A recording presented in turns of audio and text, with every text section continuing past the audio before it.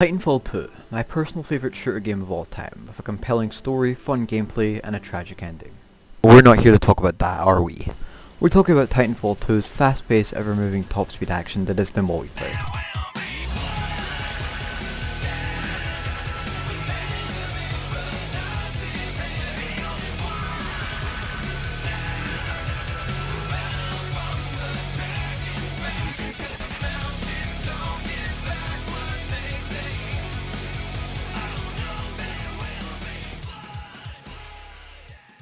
Before we talk about everything else here, I'd like to start at the beginning and explain to how you, the viewer, have probably never heard of this game. Titanfall 1 is a game made by Respawn Entertainment back on the 11th of March 2014, and the game did decently well. So, in 2016, they released a sequel called Titanfall 2. And don't get me wrong, this game was great, but while it was amazing, they did one thing wrong. They used EA as a publishing company. If you don't know, or just forgot, EA like to fuck up a lot of games, so they released it at the same time as the new Call of Duty game, and understandably, Titanfall ain't competing with an IP that big, so the game had a shit launch. The game didn't have many players, and people began to forget about it over time. Now, fast forward to early 2021, and I got this game because a friend wouldn't shut the hell up about this quote-unquote amazing game that I'd literally never heard of. Plus, the game just looked like your average shooter with a multiplayer campaign. The game was on sale, so I thought, you know what, fine, I'll buy it, since I didn't have any other games to play at the time. I'm not exaggerating when I say this, I was wrong about this game in pretty much every aspect. But the question is, does Titanfall 2 still hold up? Guns. Every shooter game has them, but Titanfall also has its own unique weapons to bring to the table. The good, the bad, and the no skill, it's all here. Now let's start with everyone's favourite spam weapon, the R97, that literally has a fire rate of 100 out of 100. It's a fun gun and requires more skill than another spam weapon we'll be talking about after this. However, it does have a small amount of skill required, making it great for grinding levels, although you have to be somewhat far in the game to unlock it. Or you can just save up some credits. Moving on, while still on the subject of spam, the Spitfire. Unlike the R97, there is no love-hate relationship for me, it is just hate. If I see one more Spitfire main, I am going to go insane. Anyway, I had to sacrifice my sanity to use this thing, so please subscribe. If you walk out of the no skill exhibit, you can see the Kraber, an amazing sniper. If you want to absolutely ruin your kill to death ratio, that is. Don't get me wrong, this thing is insane. In fact, it's probably the best gun in the game when mastered, but here's the thing.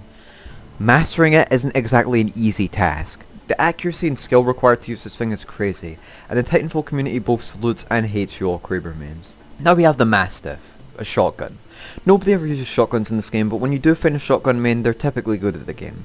The community is split between shotguns being the best in the game or absolute garbage, but personally I'm 50-50. Enough talk about the guns, let's focus on the actual marketing focus of the game, the Titans.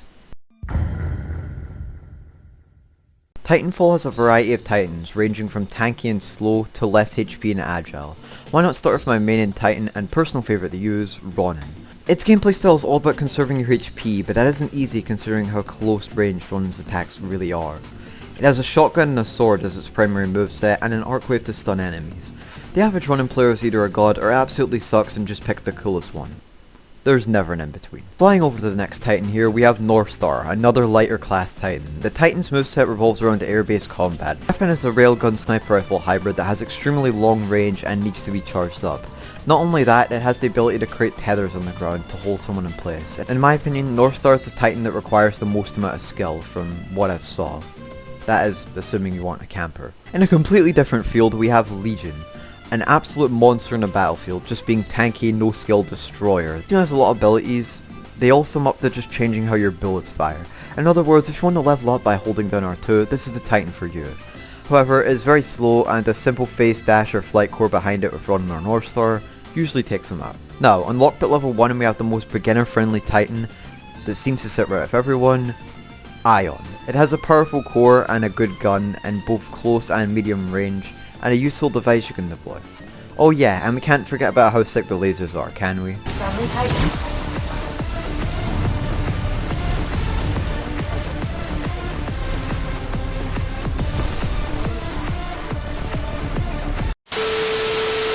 On to the next one, we have yet another Titan you unlock at level 1, or close to level 1, to complete the duo, Scorch. Titan isn't exactly beginner friendly, in fact, it's far from it. It's difficult to use, slow, and has a bad deployable.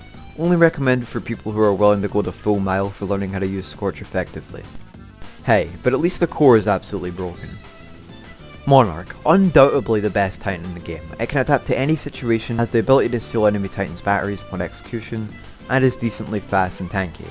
And that's not even the beginning of it. The best thing it can do is that it has 3 cores. Every core upgrades itself, making it significantly better in pretty much every aspect. This thing is a monster, and you better be scared if you're up against a fully upgraded Monarch. And now, Tone. This thing isn't really fun to use, and is easily the most hated Titan due to its weapons being mainly used for only attacking pilots, and Titan fights requiring very small amounts of skill. Choose this if you want your allies and enemies to scream at you every 3 seconds. Now, Titanfall maps, however, they just hit different. Rather than going over every single map individually, I'll just choose 3 that stood out to me most. Number 1, Crash Site. A mainly nature-based map where a vessel, that's actually in the story of the game, crashed onto an alien planet. The map has cave sections around the place for people who want to snipe and wall run. Then there's the actual crash site with multiple pieces of ship scattered around the place. This includes the steering area of the ship, which I thought was a cool detail. You can even see titans or meteorites falling from the sky from the window glass. Number 2, Angel City. Appreciation for this map isn't really even the layout or swinging and wall running areas. It's more so for the background, the huge skyscrapers, giant boat at the dock, and of course the giant angel statue far away. This map just looks visually good and it plays really well as well, so easily makes it to 2. Number 3, Exoplanet. Taking place in a research base on an alien planet covered in strange plants, it has really nice scenery and sky. It even has some nice looking oceans. Like Crash Site, it also has secret caverns to go through that you can camp in, if you really want to do that. Sadly, I'm going to have to abruptly end the video here, because it's simply taking too long to make. And I'd love to do a part 2 as well, considering that we only covered like a quarter of the game's content and haven't even touched the campaign.